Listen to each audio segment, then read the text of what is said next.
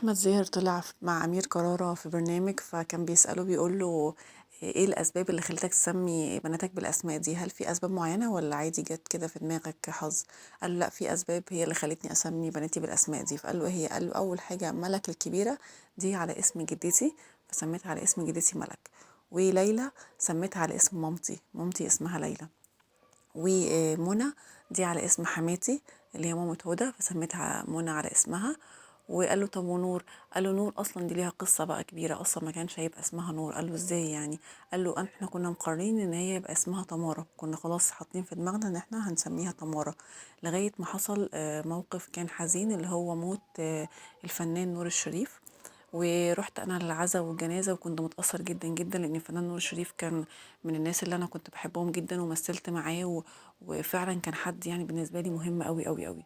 فبيقول وانا راجع من الجنازه لقيت نفسي ماسك التليفون وبكلم مراتي، هي مراتي كان خلاص فاضل لها اسبوع بالظبط وتولد، فلقيت نفسي بكلمها بقول لها بنتي هنسميها نور. فلقيتها الغريبه ان هي وافقت، قالت لي: ما عنديش مشكله خالص نسميها نور، رغم ان احنا كنا بنتخانق اصلا على اسم دمار، لكن لقيتها اول ما قلت لها نور راحت وافقت تماما. فهو ده كان السبب، بسبب ان انا اسميها نور يعني.